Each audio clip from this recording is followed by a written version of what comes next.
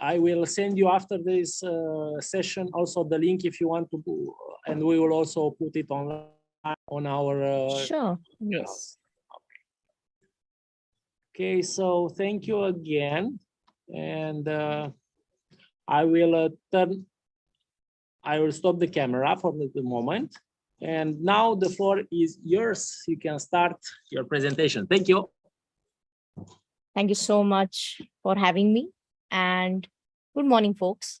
I hope you're doing well. I'm sorry I'm not over there. Let me just share my screen and set stuff up.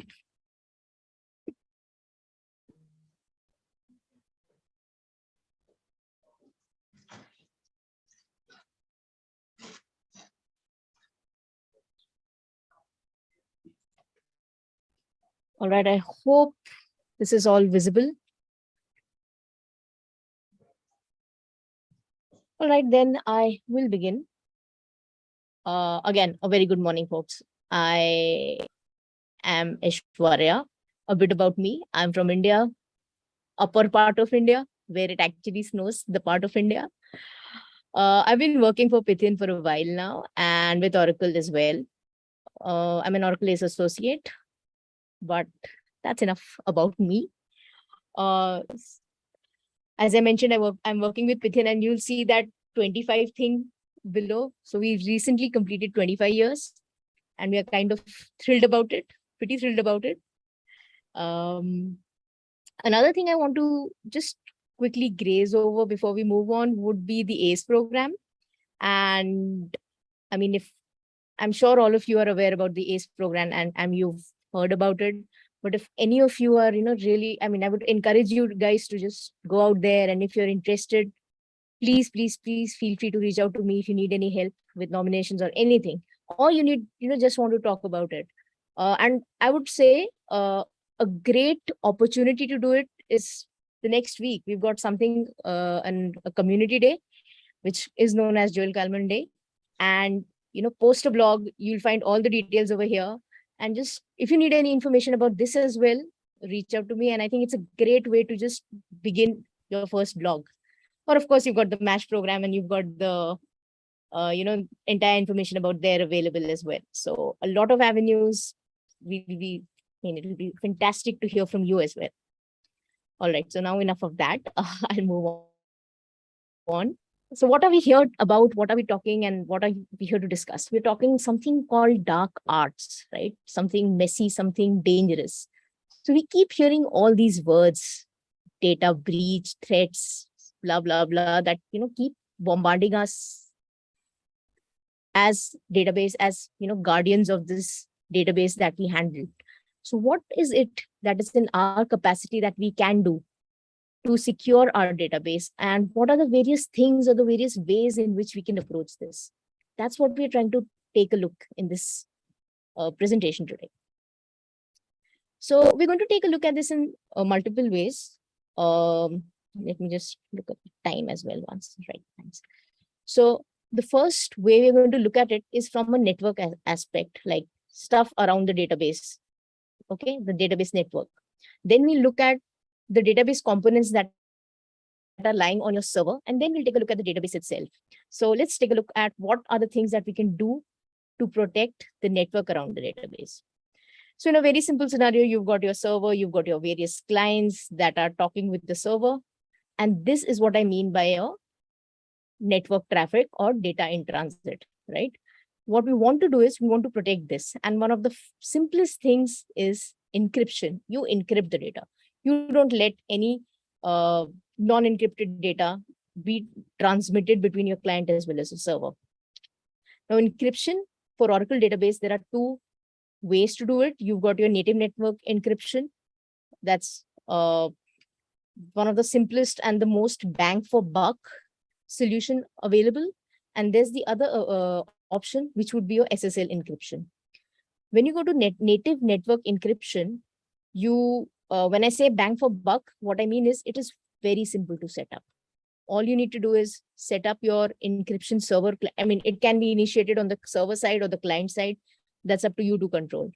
That is, you just want to encrypt communication from one client, or you want to ensure that every client that communicates with this server is encrypted, right? All the communication. So that is why you see the server and client thing over here, option of it. But you just enable this using this parameter. You set what type of encryption algorithm you want to use. These are the various options that are available, and you're set. That's literally all you need to do, right?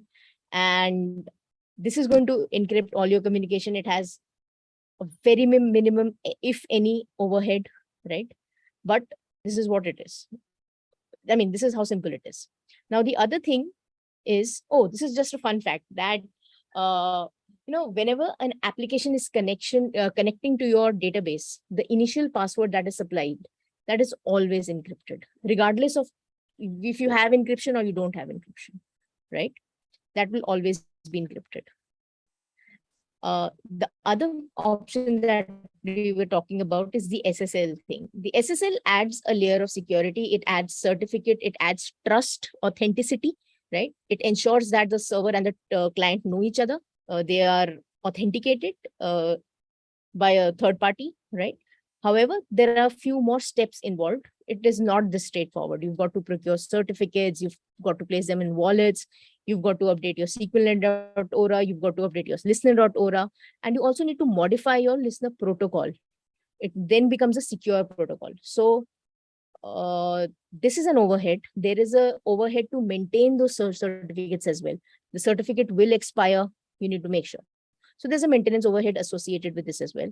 However, this is an industry standard, right? So this is an industry standard, but there are overheads associated with it. So how does it look like? This is what I mean. You've got your user certificates, your trusted certificates, right? And you modify your listener. And this is how you basically can check. Once you've modified your protocol, you can just check your session variables, and you can see that the protocol in use is TCPS, right? So this is how you will encrypt your data. Now, there's another thing. We've encrypted our data, but what if that data is being altered, right? We also want to maintain the integrity of our data. We want to ensure that the data is not modified when it's left the client and it's between the time it's left the client and it's reached your server. So in order to do that, there is something called the network data integrity. And this is again pretty straightforward. Native data integrity and native network encryption, they kind of can be enabled right from your SQLnet.ora changes. And like the encryption part, the data integrity, set a parameter, the crypto checksum, and choose your algorithms. These are the algorithms available. Now, this is how you can check. Once you've enabled it, just query your $V session connect info. You'll see the encryption algorithm as well as your crypto checking algorithm. That is your data integrity algorithms. So both of these can be viewed like this. So again, very simple, very easy to do, and really adds an extra layer of protection for all your data in transit. Now, this was about encrypting and maintaining the integrity. Now, another thing that we can do is we can filter the connections that are coming to your database. And Oracle has got this product that's called Oracle Data Vault and Oracle Audit Vault and the database firewall. Now, Audit Vault part, we are not really concerned with right now. The database firewall is what interests us, right? So in short, or a very high level overview of this would be, your client is communicating with your server and you just add a firewall, not the network firewall, a database level firewall, or a firewall that can be controlled from your database, and that is going to block the connections. Now, what is the advantage, if you're wondering? Because your database, Oracle is aware about this firewall, you can literally control which SQLs to allow, which SQLs to not allow, right? You can control, it gives you a very granular level of control, a control that you'll not get anywhere else, right? So that can help you prevent SQL injection attacks. So this is an option that is available. However, this is not a free option, or this is not something that comes off the bat with your enterprise edition. This is an additional option. All right. So the database firewall, as the name states, will just block it off. But here's another thing. Since this is coupled with Audit Vault as well, You can also use it for just monitoring. I mean, you just monitor what's going on and store that information in your audit vault. Now, the audit vault obviously contains your audit data, right? But along with that, it can also contain this data. So you can analyze it as well. So it kind of gives you a lot of power around analyzing, reporting, and then you, of course, can use the functionalities that is built into the audit vault, like machine learning, and do all sorts of things with it, like anomaly detection, right? But the basic thing in perspective of security is it's, other than auditing, it's giving you a very granular control over the traffic that's actually hitting your database. This is based on your use case. If you really need to, you can explore this option, right? So these are the things that are available around the database network. All right. So let's look at the servers now. On the server side, I mean, the first thing we all know are patches. We've heard about patching numerous times. So why is patching so important? As we know, there is something called CVE, which is published regularly. And these vulnerabilities are things that have been published. Published is the keyword. That is, everybody knows about it, that, or the bad actors in our case. And therefore, Oracle has a lot of patches available. You've got your PSU, RUR, depending on what product you're using, you'll get bundle patches or any sort of patches available, which are released every quarterly, right? So every quarter it's released, apply the patches. Do not miss the OJVM patch if you have the component. And in fact, there are monthly patches going forward. So there are a lot of patches. Now, this is information everybody's seen, everybody's well aware. So another interesting aspect of it is the base score. So when you open up the risk matrix, you'll see something that's called a base score. Now, base score is calculated for each vulnerability and it's ranked 1 to 10. So if you see a base score of something like 9.1, you know it's pretty, it's a high base score. It needs to be patched immediately. And you get a lot of information about it. Like, for example, here it clearly states that this is impacting the TCP/S protocol, right? If you're using SSL, that's when this vulnerability will impact you. If you're not, then you're not exposed to it. So you get a lot of information from this, like the versions, the component, for example, sharding. So you get a lot of information so that you can take an informed decision about the criticality of the patch, and it kind of helps you take your case. At times, it has helped us take our case to the client, to your seniors, that, hey, this is exactly the reason why we want to patch. This is the vulnerability. This is the component that are on our infrastructure that is getting impacted. So it kind of acts like a good thing to take as an argument to help you for your patching arguments, right? All right. So one thing, another thing that's lying around on your OS servers are your scripts, and scripts are open to vulnerabilities. For example, you've got your scripts. Any user would be probably able to, dig around a bit and figure out password of a critical component, right? For that, or if you're running your script, there are various ways through which you can hack out the passwords. So for passwords, it's really recommended to use wallets. You've got various tools. You've got the GUI, the MK Store, or API. Use the wallets, right? And that is primarily what this is about. Again, if you're using the wallet, you can use SQLnet.ora and tnsnames.ora to control the parameters, but use of wallet is highly recommended. Now, what else is lying around on your database, on your server? Not on your server, but on your storage server, let's say your data files, right? That is your data files, your export backups, your RMAN backups. Now, these files are vulnerable. Anybody can read them. If somebody accesses your backups, if that is exposed, they will be compromised, right? So the solution for that is, of course, transparent data encryption or encryption of data at rest, right? Now, for transparent data encryption, when working with it, the things to be mindful of, you've got something called your master key that is outside your database, right? And this is again stored in your wallet, or it can also be stored in a key vault or a hardware security module. Now, just another thing, usually these HSMs or your key vault, any of these services will have a lightweight client on your server, right? So your master key is being stored externally. However, you're communicating to that external source via your client. Now, the benefit or the benefit of using HSM is you don't have to back up the master key. You don't have to worry about key distribution. I mean, if you create a standby, you don't have to manually copy over the key to your standby location. Your HSM, you can do it. You can manage um, all these things, all these operations from your centralized key vault, right? Or your HSM. However, if you're using a wallet, a local wallet, then you'll have to do all these things manually, right? Copy over the key, send over the key. You'll have to be careful about it. But of course, this is something that needs to be done. So this is about the master key. But the thing with TD is that it's a double key encryption. You've got a master key that's residing outside your database. Now say for every select, if my database wants to go and query and if for every select, my client has to go outside, read the key and then decrypt the data, that will become a pretty inefficient operation.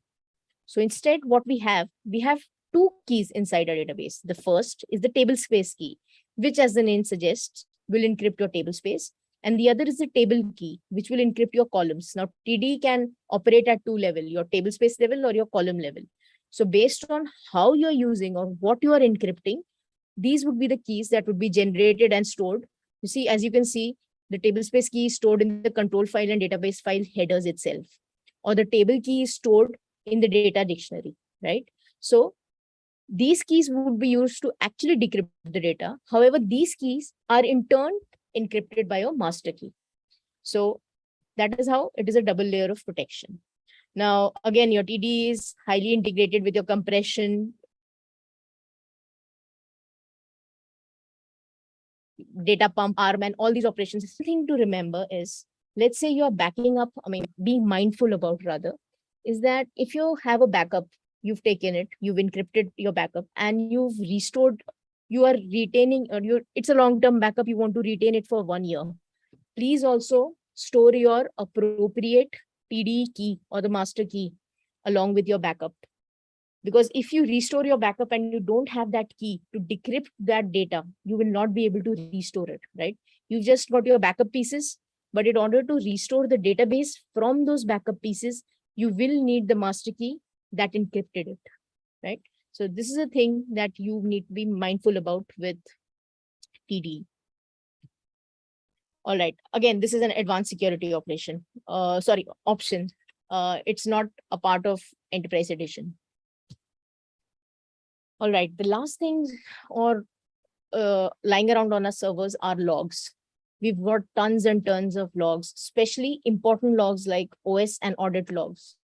Via OS and audit logs very important, because if a bad actor has access to these logs and they can literally modify their trail, they can mask what they've been doing, right?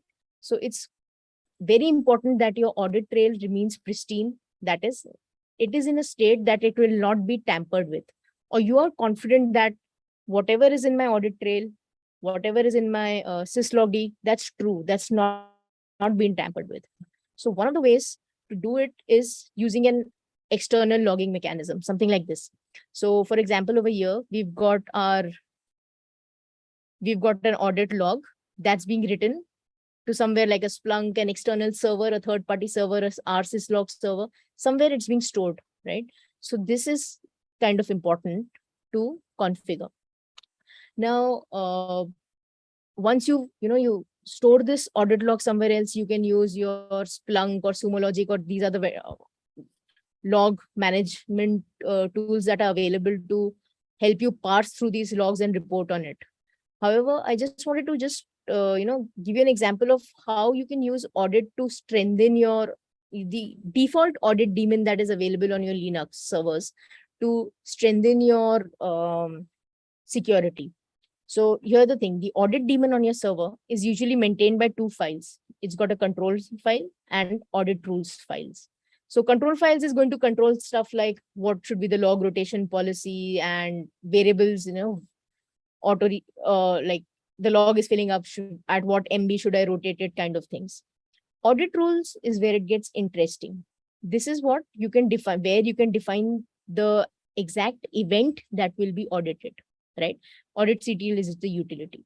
So for example, I set up a auditing rule that every time Oracle user logs in, I want that action to be audited. So I set that rule up in audit rules. Any file, these are not, I mean, these are just nomenclature. You can make it as per your own thing. It should end with dot rules, right? And whenever the event is triggered, your audit daemon will capture it in the audit log. These are the utilities, AU search, AU report, that you can use to query these logs and report on it on the server itself. And you can also store it over here. Now, example of it would be, let's say you want to audit all OS commands by users in DBA group, or all OS commands that an Oracle user is doing. Or very simple thing like you want to audit any changes to your parameter file or any changes to your listener file, right?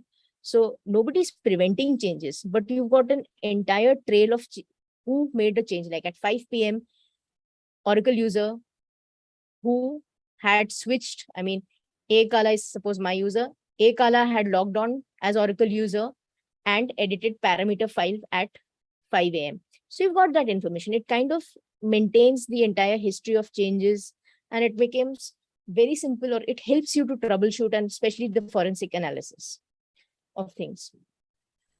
So this was about securing your server. Now let's take a look quickly at how do you protect the data that's lying inside your database. Now, the first thing is connection to your database. Whenever you're connecting to your database, right? If there are multiple users already connected to your database using up the resources, your actual client will get connection times up, right? This is known as a denial of service attack. Now, so what you want to do is you want to secure your listener. Very basic things. Avoid using default listener. Avoid using the name listener itself, right? Avoid password-based authentication. The authentication is the one that is supported. Another couple of parameters that can help you restrict the time is SQLnet inbound connect timeout and listener inbound connect timeout. These parameters help you restrict the amount of time a session can hold a connection, right? Time taken to establish the connection, or complete plus establish plus complete the authentication. So if a session is just holding for the sake of holding, it's going to get timed out, so that the sessions get dropping off as well, which is malicious attempts. So these are the things you can do. There are much more actually. Let me just, okay. Another thing is you can restrict the services that register with your listener. This is your valid node checking parameter. You can set it to on off. That will make sure that the services arising from your database server itself are only registered to your listener, not any other services, right? You can set this parameter. You've got an entire doc that's mentioned over here that talks about how to set it up on rack. TNS admin, secure it. Here's another thing that I wanted to talk about, using logging effectively. Now, at many times you've got security parameters where you want to log everything available. For example, this parameter that's there, it will say protocol error trace action. That's by default set to a level of trace, right? Now, trace is great set of information to have. However, that information will fill up your file system, right? That is the price that you're going to pay for this level of detailed tracing. So it's very important to just not dump information in logs. You need to have a sniffer mechanism to sniff, or basically some kind of a tool that reads through those logs and can identify problems with it. Otherwise, you're just filling up space if you're not actually reviewing those log files, right? So have a mechanism that can sniff through those logs and actually report on it. And then you also need log rotation policies or deletion policies to manage that space. The next thing is remove services that you're not using, right? You can just check the name of the service that are being used. You can capture this history from this view, $session connect info. And if you notice that a service is not at all in use, it was used previously, is not being used now, you should remove it. Authentication. For authentication, the next part, you've got weak passwords, default password. I mean, authentication stuff is pretty obvious. You need and everybody will encourage you to have stronger passwords, stronger policies, right? To prevent any kind of brute force attack. Now, the password verify functions are available with us. And there are two parameters that can help you out: the max login failed attempts and case sensitive login. With case sensitive login, you've got to be a bit careful about invalid username password. There is this entire blog about it. So I'm not going to go over there, but just as a reference, if you're using case sensitive logon to false, there can be a lot of bugs that you encounter with 12.1, or rather known behavior that is a bit unexpected, right? So things to be careful about, mindful about, but things that you can certainly use to strengthen your security. Another couple of parameters, and especially one that I like, is inactive account time. This is a very good parameter, and you also have this thing in last login in DBA users now, which gives you the users that are inactive, right? So you can really report on it and just lock them out. Password rollover time is a feature that has been added recently. It's available since 19.12, and you can use it to ensure that your application, it eases the process of changing of password. You can use two passwords together for a time, so that application has enough time to gradually move on to the newer password. So again, it encourages changing of password. Profiles and limits are again another thing that should be enforced. Use nominative accounts instead of sys as DBA. Prefer using your own accounts, right? Along with your normal authentication, you've got options for global authentication as well as external authentication as well, which gives you stronger authentication options. What I mean is, it gives you MFA in your database itself. How does that work? You've got a client, right? You've got your database, and now your database is identified externally. So it's going to go to your SQLnet.ora, try and read what is my external server. For example, it's a Radius server over here. You can go query the directory service, get the password, smartphone code generator, your OTP, send it back. It will be authenticated. So I've linked a blog from my colleague Simon. He explains step-by-step command how to do it and everything around it. If you want to set it up, you'll find it in this blog. But this is something that is doable and really takes your security to the next level in terms of your database accounts, right? Another threat that, or one of the last things that we want to discover, is the insider threats. Now, authentication is you're securing your authentication, but what if there was a negligence and the password was lost, or any of these things, right? There was a malicious attack or a social engineering attack. In these cases, your data access, an insider or your DBA somebody has your DBA's password. What do? Can you still protect your database in such scenarios? I mean, that sounds like a nightmare situation, right? However, there are tools available depending on what you want. For example, you want to ensure that your DBA is not able to view any data that is stored in your application tables, for example, your credit card data. In that case, you've got something called data vault that you can use. So there are a lot of security options that are available that can help you control access to your data. It gets the tightest with data vault, that is the most security. And of course, that comes with a price. You've got to pay and purchase that level of security. However, you can get a very good amount of security if you manage your system object administrative privileges well, right? Along with that, there are few things which are quite interesting and we all often get mixed up with. So I just thought we'll just go through those options. What are the options that are available to hide my data, right? Data redaction is the first option. So just if you look at the diagram, what happens in data redaction is you've got your data that's stored in your database, right? Somebody who's authorized will see the data, but somebody who's not authorized is not going to see the data. The thing to note over here is your data in your database is as is. It is basically the data is masked on the fly. The result set is what is masked, not your data, right? If that is what you need, data redaction is what you are looking for.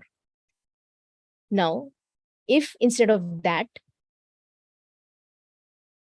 you've got a scenario where what you want to do is you've got your data in production and you want the same data or the same volume of data to be transferred to test.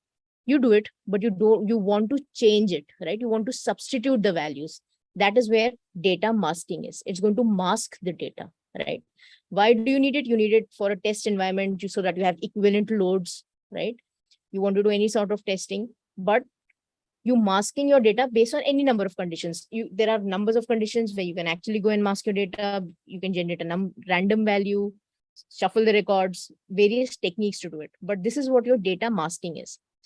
And the third thing is, it's a part of the data masking and data subsetting pack, as the name suggests, data subsetting, right?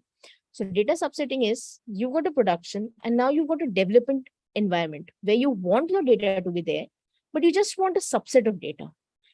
But you want that subset to be masked as well. So you just want the developers to have some data to be able to develop the application. They're not going to perform any kind of testing, but you want masked data. So data subsetting is something that can help you achieve that along with masking your data, right? So this is what these two options are. And the data redaction was no change of data, only the result set is redacted and presented, right? So this is what it is. And again, the last bit of it is just be very careful about the privileges that you're granting. For example, if you grant execute any procedure, that's very, very dangerous, right? There are parameters that you can help use bind variables and all the know-how around it that can prevent SQL injection. But the main thing, or the one thing, if there is that I'd love you guys to take away from here, is reduce the attack surface. Like whenever tortoise is attacked, it retracts into its shell. Just reduce the attack surface. Remove database components that you do not need. I love Apex, but if you're not using Apex on a particular database, you don't need to have that component on your database. Remove the users, drop the users, drop the roles you don't need, drop the database links that you do not need. So this is what the entire my presentation, and I'm on time. Good. So the last thing is all the things we discussed. I mean, we discussed how to secure a network, our servers, things lying around on our servers, databases, but where do you begin? How do you begin? How you find what's wrong with my particular database, right? That's what I'm interested in, right? Knowing what is the vulnerability right now on my database. You've got the tool DBSat. Use it, and you're going to get a really good free tool, freely available. Run it on your database, and you'll see that you've got a sample schema Scott lying around on your production. You'll see things like there are users that have not been used for more than 30 days. And then you can begin reviewing them and taking action on them, right? So this is all I have for you guys. If you have any questions, I'll be more than happy to talk about it. But yeah, that's all I have. I've got the links and things that I was talking about, MOS docs, all linked. I believe you can get it on from the presentation. But thank you. That's pretty much what I have. Any questions? Let's see if there's something in Zoom. Chat. Okay.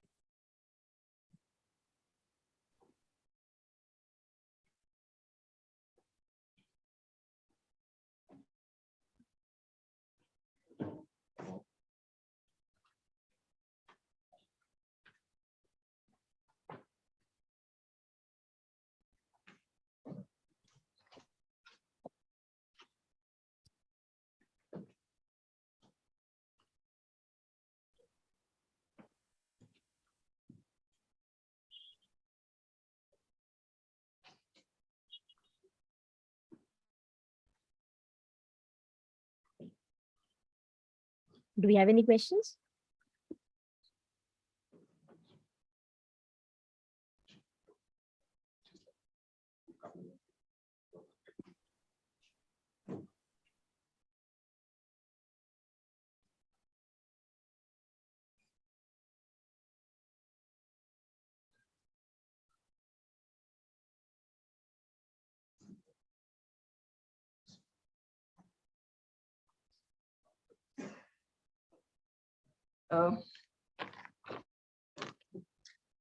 Aish, are you still here?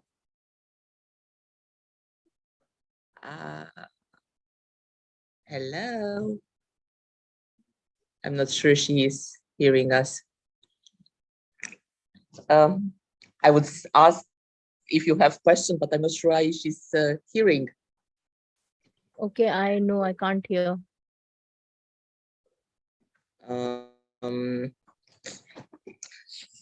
Doop, doop, doop, doop, doop.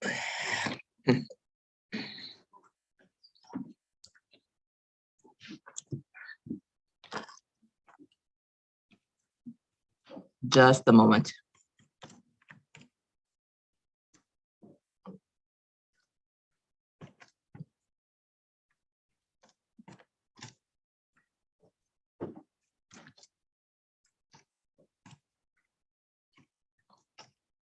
I think I can hear you now.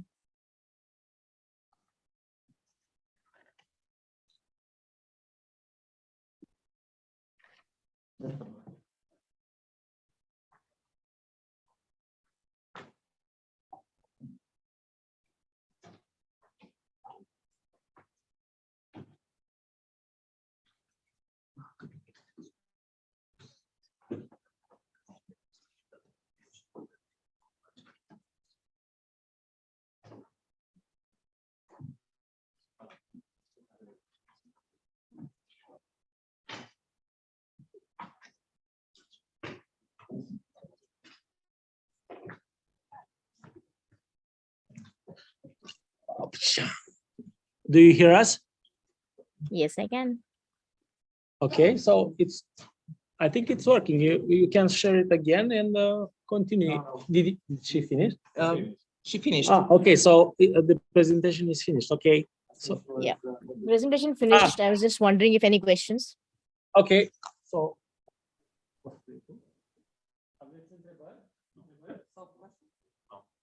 No. So thank you. Hi, Aish. No one is asking questions. at this moment there are no questions. Absolutely okay. So a big thanks from our part. This is I started the camera. Thank you This so is much, our- guys, for having me. Thank you. Thank you. And we'll keep in touch. I hope you will manage at Absolutely. some point to arrive in Bucharest and to meet you. Absolutely, I would But- love to. Okay. Okay, so thank you. I will end this session